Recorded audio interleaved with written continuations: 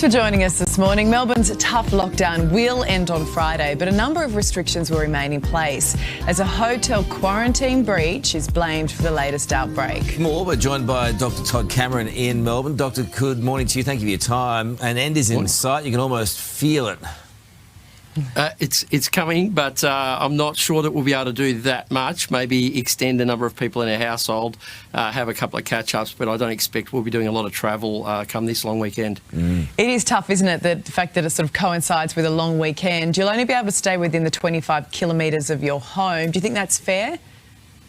Well, you know, I think the main thing, if you sort of grabbed Melburnians and interviewed them, they'd say, look, I just don't want to do this again. So whatever is required to kind of prevent me having to go through this again, I'm happy to do that for a short period of time. Well, the good news is they won't have to if they're vaccinated, and the good news is that you have enough vaccinations, right?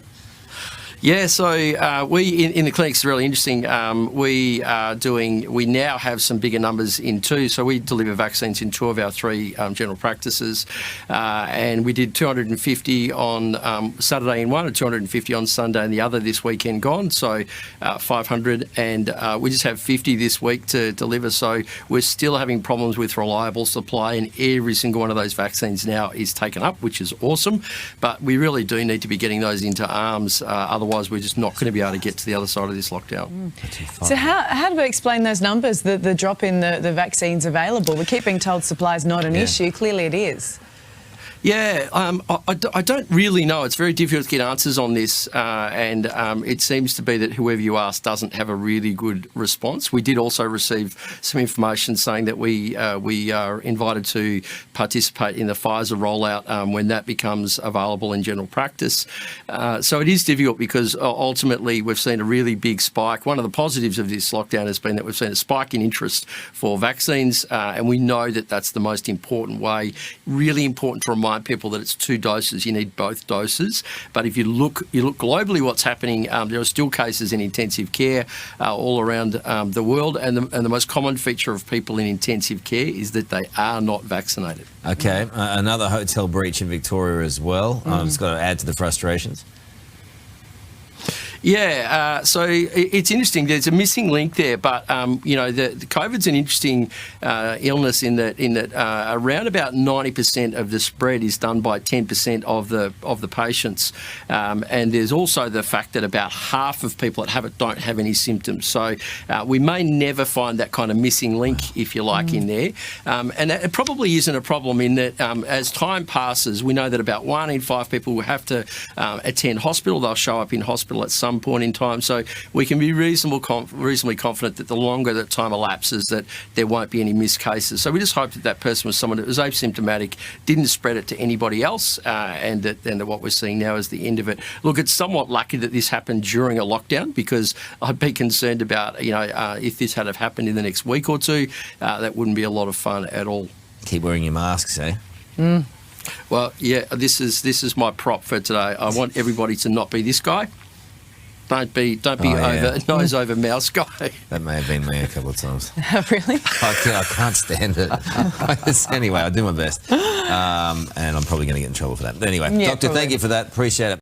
I'm joined by emergency physician and former AMA Vice President, Dr. Stephen Parnas in Melbourne. Doctor, good morning to you. Thank you for your time this morning. So we know where it came from, just not how the virus escaped. How concerned is that? Should we be?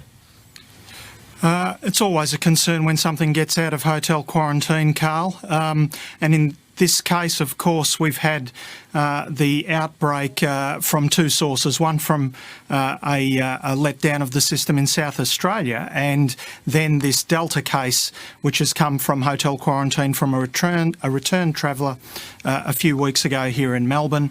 It's not a good thing, but it shows us that the system is not perfect. So is it time we went for a national solution to hotel quarantine? I mean, we've been talking about this for a year now. I think so. The answer lies in the only part of Australia where there hasn't been an outbreak arising from quarantine, and that's Howard Springs in Darwin. There has been an agreement between the federal and Victorian governments to fund a broad-acre quarantine set up here in Melbourne, but of course we've got international travellers arriving into a number of capital cities, and so we need to have that solution across the country. That will, I think, make things as safe as they possibly can be. Some restrictions for Melbourne will ease on Friday, but residents will have to stay within 25 kilometres of their home more than likely. Is that fair, do you think? Well, the lifting of the restrictions has to be gradual. We know that people get around the entire city very quickly here in Melbourne, and the outbreaks in the latest clusters were all over the metropolitan area. So we've got to do it gradually. I think the lifting of lockdown in this way is not unreasonable, just so long as we can do it as quickly as the numbers allow us. We spoke to a GP earlier in the program about an hour ago who said there weren't enough vaccines this week. That's incredibly disappointing and frustrating.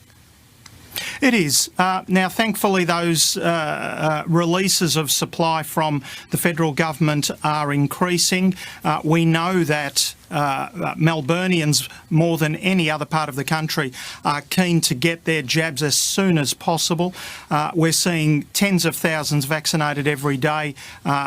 Hopefully the accelerator can continue to increase, because that's the only way we'll get out of this. Well, here's the problem. He said that they did, I think it was 500 over the weekend. They go back to 50 this week. Yeah, that's exactly right. And the only way that we can increase that confidence and get those numbers up is to have that greater level of supply. I mean, only this morning the Victorian government is calling for more people with health training to be able to train to give these vaccines, which is a good sign that we've got increasing supply. It has to increase, because otherwise we'll remain with really low rates of vaccination and extremely high levels of exposure. It's pretty clear, isn't it? Doctor, thank you.